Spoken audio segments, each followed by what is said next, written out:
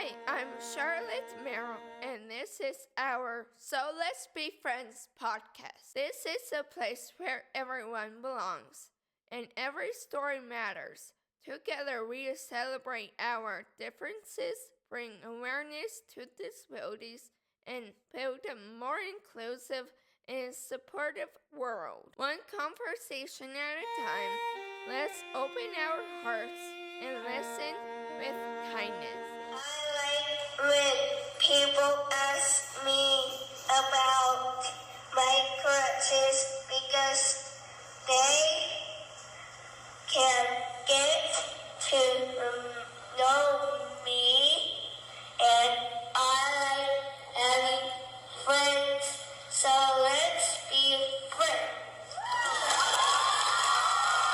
This life is beautiful, and you are wonderful. Hey friends, welcome back to So Let's Be Friends, where we show up for each other and learn real stories and important conversations.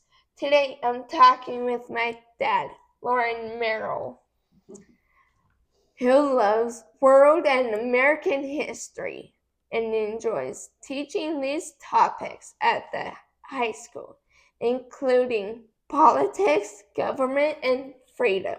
We're celebrating 250 years since the beginning of our country and the Declaration of Independence, and talking about what freedom and equality really mean and how we're still learning and growing.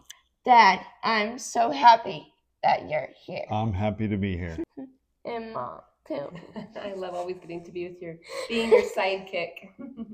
Dad, can you tell us a little bit more about yourself and why you love teaching history and government?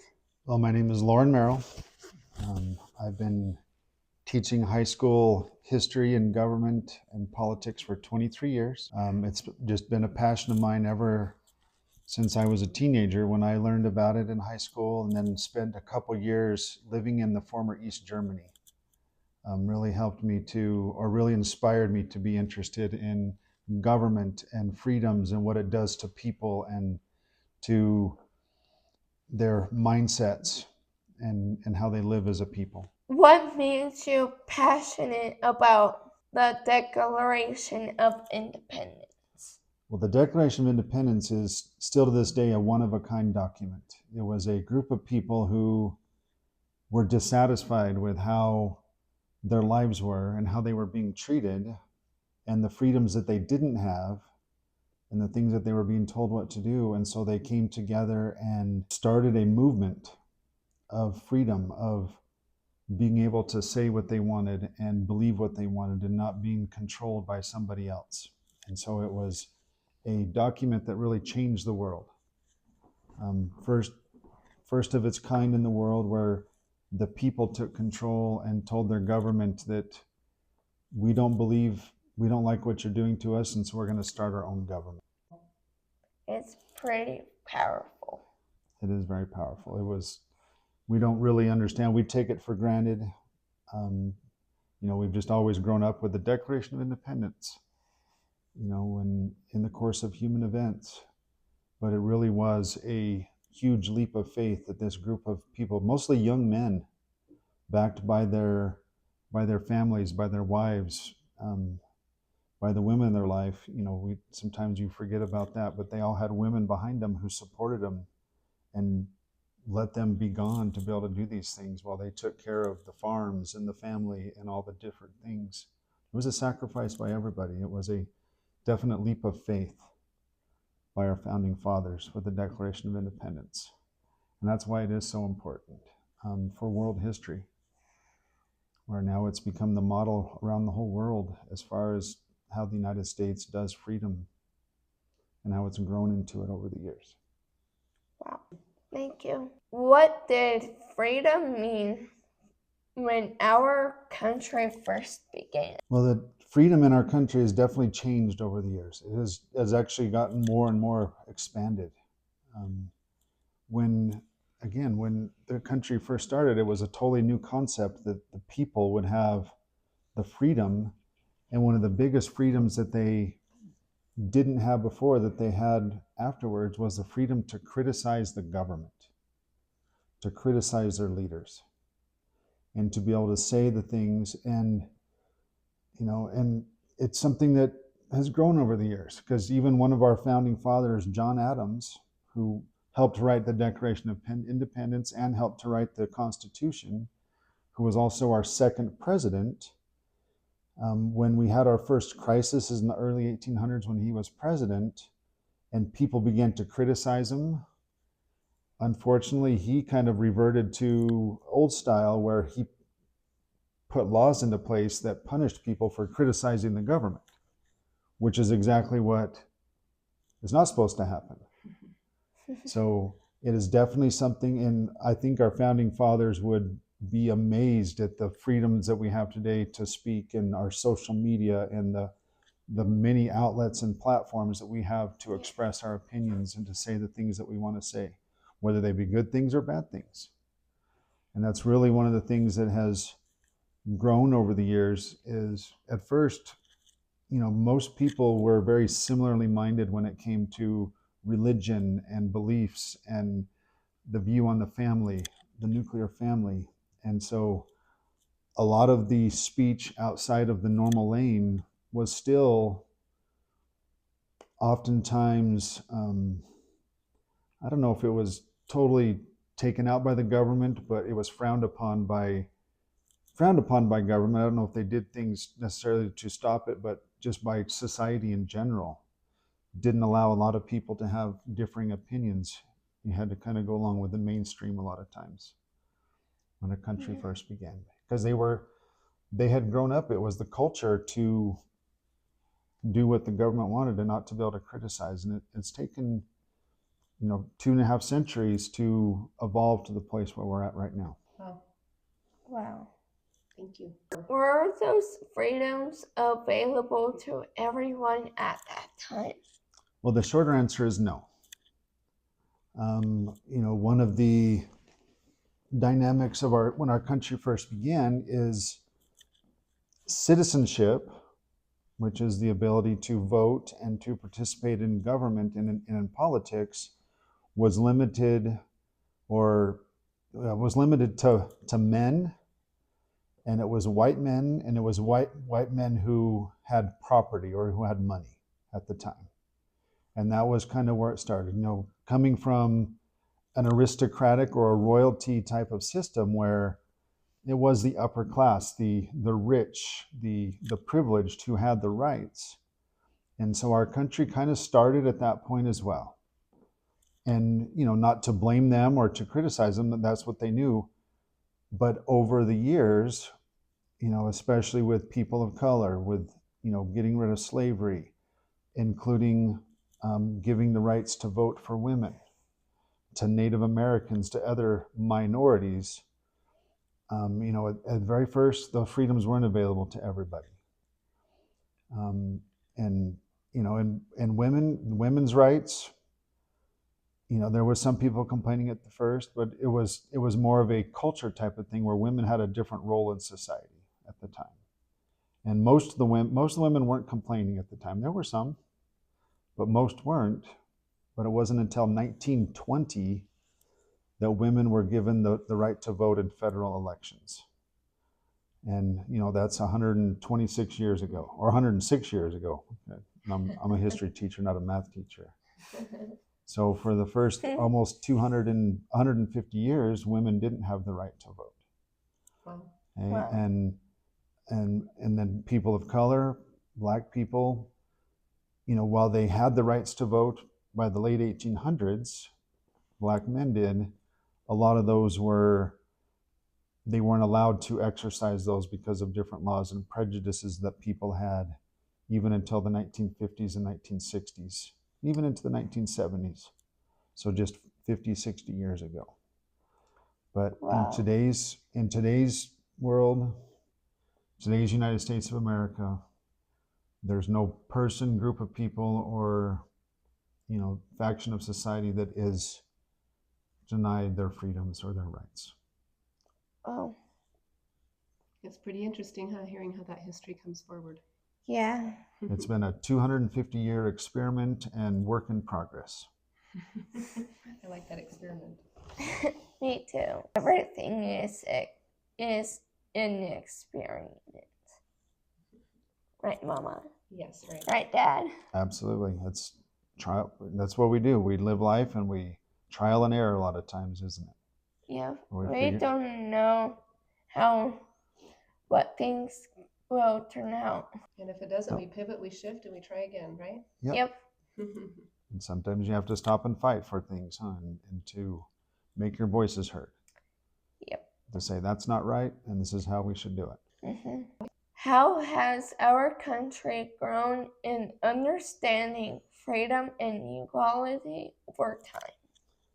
Like we talked about before, it's been a 250-year progression of getting rights and freedoms to all factions of society. And some people would still argue there are still parts of society that don't have total freedoms. But a lot of the freedoms that have changed over time have been, well, some people would call them good, some people would call them bad. Our country was founded as a Christian country. And a lot of our laws and a lot of our freedoms were based upon Christian values and morals. And a lot of those things have gone away, especially in the last 50 years or so, where a lot of our laws that used to be based upon the Bible or Christianity have become a little more secular. And again, some people think that's a good thing. Other people think it's not such a good thing, where we've abandoned some of those morals. And there's definitely more freedoms now than ever before. Used to have, much more censorship when it came to the news and television and radio and newspapers. It wasn't that long ago that, things like pornographic magazines and things like that were illegal. And now those types of things are considered freedoms that you have, freedoms of speech. And again, some people think that's good. Some people think that's not so good. Mm-hmm. But definitely more now where people are allowed to express their opinions in just about any way, shape, or form that they want to now and express their ideas. And there's very little, if any, censorship from the government, especially with the advent of the internet. The internet expanded things greatly. Mom and I grew up in a time where you only had radio, television, and newspapers to get news. That was it. Mm-hmm. Now you have so many different ways and outlets, and so it's just expanded the repertoire of freedoms that people have and that they enjoy to express themselves. Yeah. Yes, it's interesting. Mm-hmm. Can you share some important moments where rights expanded, like voting or equal rights? Absolutely. So again, at the very beginning, it was white men of privilege or of money who owned property who are allowed to vote and allowed to express themselves. Okay. The original sin of the United States, what's called slavery or called the original sin, was where, a whole economic system where people owned other people. Obviously the wrong thing, isn't it? Mm-hmm. Obviously. And unfortunately, it took a civil war in the United States. And, slavery is something that was practiced all around the world. It's been going on for centuries. It wasn't unique to the United States. But people saw and understood that it was not fair to own people. And so a group of people stood up and it started a civil war. And after the Civil War, in our government, the first three amendments to really target civil rights and to expand the rights for people were the 13th, 14th, and 15th Amendments. Abolishing slavery, guaranteeing citizenship, and then guaranteeing the right to vote to all people, well, except women at that time. It was still just men. And those with special needs, we're forgetting that one. That's way in the future. I know, but I'm just saying they weren't even looked at as They people. weren't even looked at as people yet. They were. We'll get some of those questions here in a few minutes. And, Yeah. and then 1920, was the 19th Amendment, where it's called women's suffrage. And I always joke with my class that women's suffrage is having to put up with men, but it's just a fancy word that means to vote. But then also, even though women had the right to vote in 1920, many blacks were still, or former slaves were still denied the right to vote by some racist and not very nice people. Called Jim Crow laws, and segregation took place where there were still people in the government who couldn't understand that everybody should be equal. And the civil rights movement with historical figures like Martin Luther King Jr., Rosa Parks, and many other civil rights activists. By 1965, the Civil Rights Act was passed through the United States Congress, making it illegal, along with the 24th Amendment, to discriminate and keep people of color from voting through different means like poll taxes and grandfather clauses. And they had all these ridiculous things that were simply to keep black people from voting. And that was 1965. And again, and just because something happens at the legal level doesn't mean culturally that it's immediately implemented. It still takes some time. I was asking Harrison, our youngest son, the other day if he's ever seen Remember the Titans. And I don't think he has, where it's about integrating a school into blacks and whites in the the experience of the football team. And that was early 1970s. They were still trying to overcome and come together, black and white, and just treat all people equally and have equal rights. So it's a fairly modern and new experience. That's 50 years ago is all. We'll have to watch that as a family because that's pretty important to our Yeah. 250 years celebrating. Yeah. Yep. I can't believe it's that many.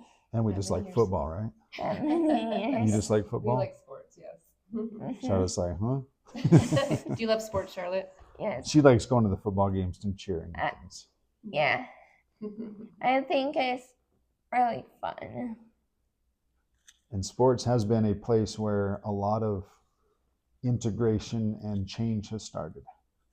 Jackie Robinson in the 1950s, the first black Major League Baseball player, with the rise of the NBA, with NCAA basketball and football, and where people could see, on the field that, hey, it didn't matter if you were black or white, if you could perform and do it, and everybody had the same abilities, so why wouldn't they have the same rights? That makes sense, yeah. Yeah. And that's where sports and Special Olympics, and then we've moved Yep. into Special Olympics Unified, so that's for everybody. It's not leaving anybody out. No segregation lines of Nope. special needs or not. Nobody's Yep. It's neat that sports can bring the world together. nobody Sports left has a behind. great power like that. Sports can bring the world together. Yeah, it's interesting. Seeing that Nobody unification. gets left behind. Yep. Seeing what people's abilities are on the field or on the court, right? Yep. Why does it take time for a country to grow in understanding? Well, the simple answer to that is the human condition. People are human. People have preconceived ideas. You learn from when you're young. Monkey see, monkey do. And sometimes it's hard. Change is hard. It's hard to change things the way they used to be. Why are you doing like that? Because that's how people did it before. And coming up with new and revolutionary ideas is often difficult. And that's why Civil War, the Civil Rights Movement, the suffragettes, the women who, they had to fight, they had to demonstrate in it. The Women's Suffrage Amendment was introduced into Congress for 40 straight years.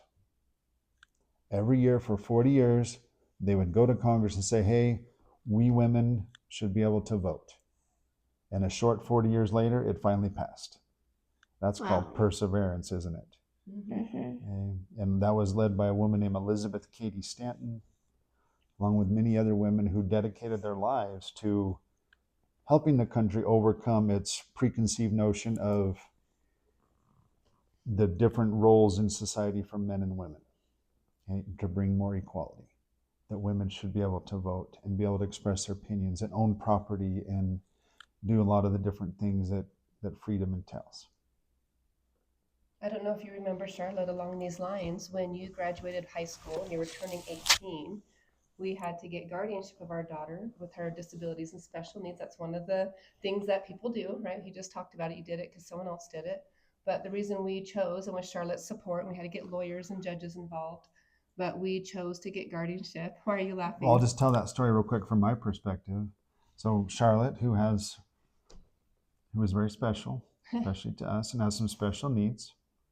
She has cerebral palsy. A rare neurodegenerative disorder that exhibits a cerebral palsy. We were doing guardianship for her, meaning that we're there to help her to make decisions and to help her in her life. She's not quite ready to do it on her own yet. And how do you feel about that? Do you agree? Yeah, I agree. You do a lot of things by yourself, but still some things, huh? Are you opinionated though? She has lots of opinions. Are you opinionated? Mm-hmm. Yeah, she has lots to say. So. Are you, Mom? Yeah. Are you? Yes. So we had worked with a lawyer, or I should say my wife had arranged for a lawyer. She took that lead on a lot of this. And I ran down there on my lunch break to sign the paperwork. And I just kind of just stamped it because that's the way it always was before. And Anna got there just after I did, not too long after, because with our busy schedules. She went to go sign. And I remember she called me and said, I didn't sign it.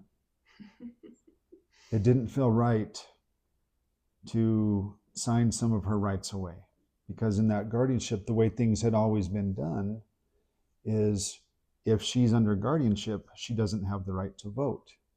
It actually said in just fine print, and it was really interesting as I was reading through the paperwork, just checking off the list, like he said, just doing what everybody else did, following the path. As I was reading through that it bolded right off the paper. And I just saw it so strongly that it said it was actually taking her civil rights away. And I just pushed that back and I said, I can't do that. I just didn't feel right about it. And that was the rule. And so. That's the way it always been done. But long story short, led by this beautiful lady over here and Charlotte's strong will and opinions also. I'm going to say this strong woman right here. You know, they put her through a series of investigations an investigator and interviews and, rocked the boat a little bit. We had neurologists get involved and write letters and all kinds of things from the hospitals. And it culminated with a law. What happened? Where did she go? Where did you go? Do you remember where we went?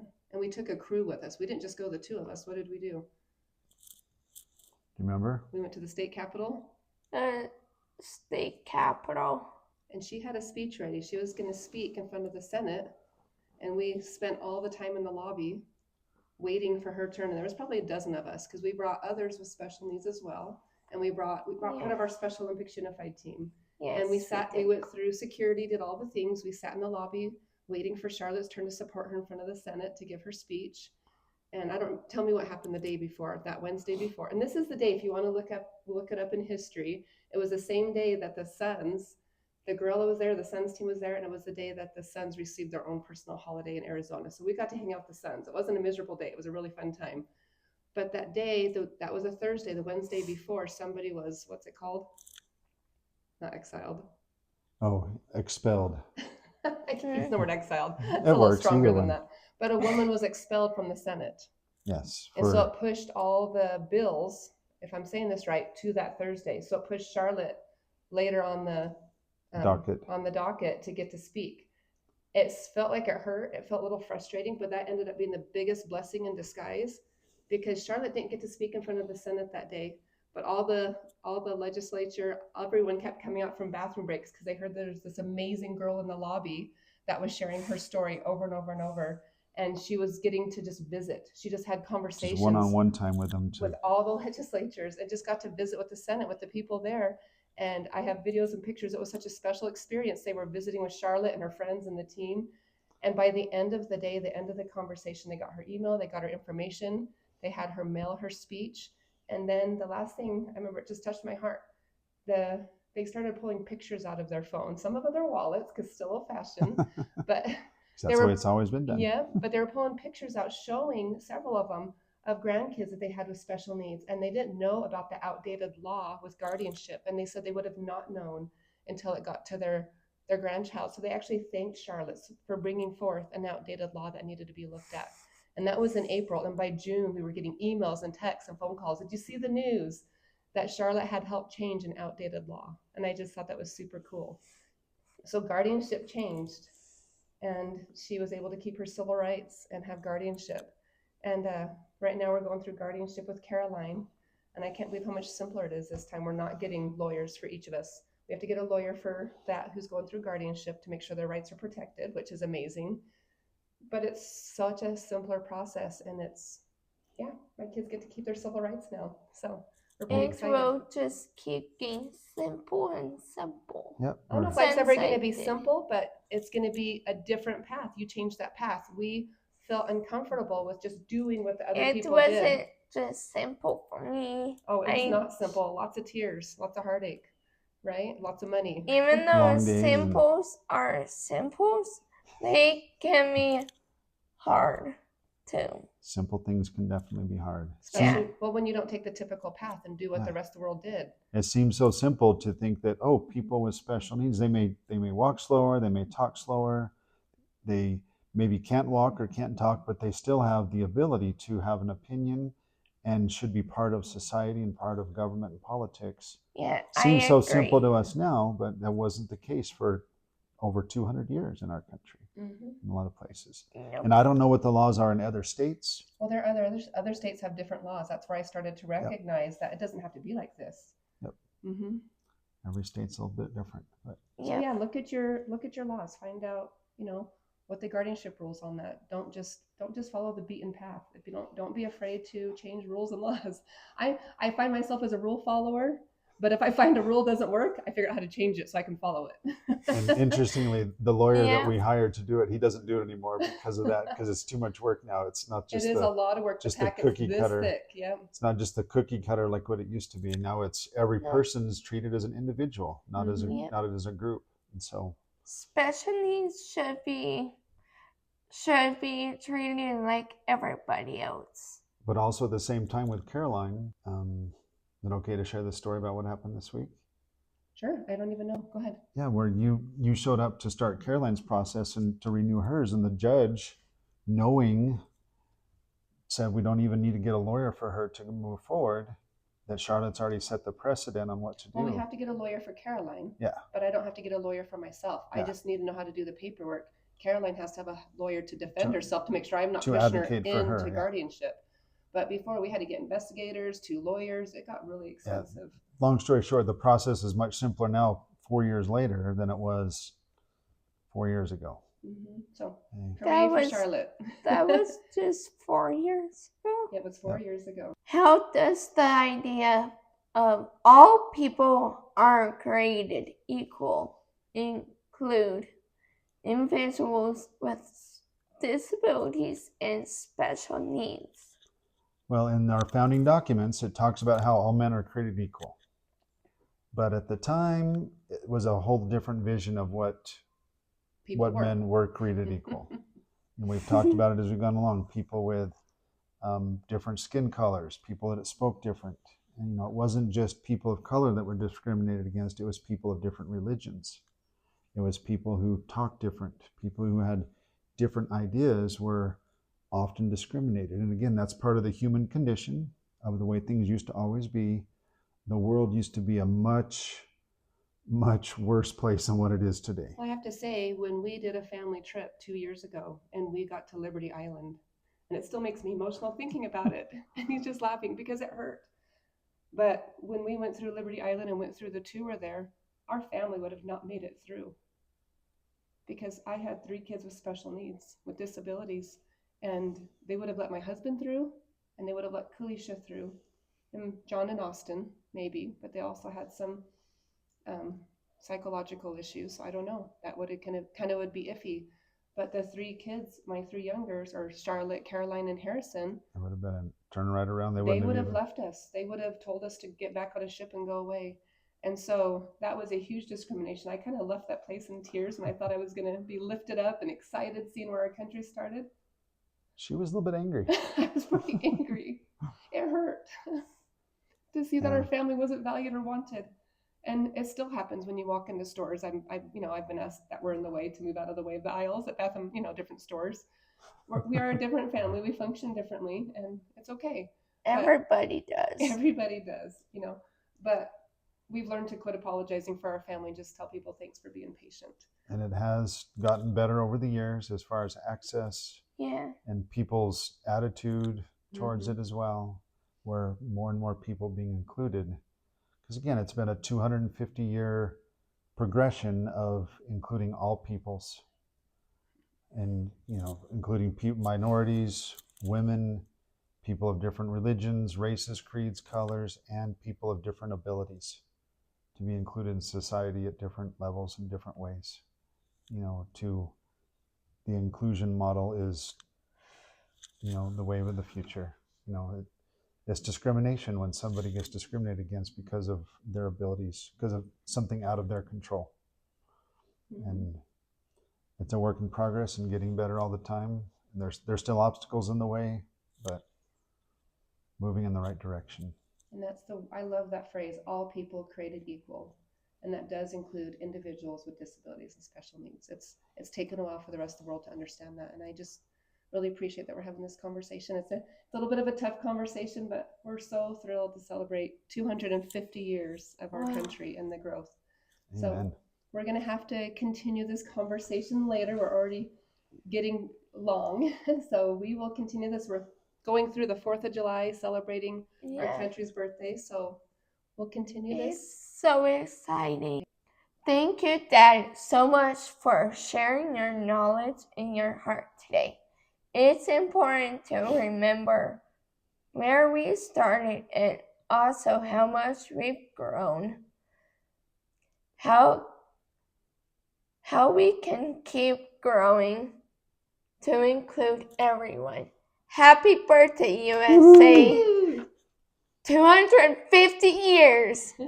If you'd like to learn more about our mission or connect with some support, visit www.merrillbuds.org.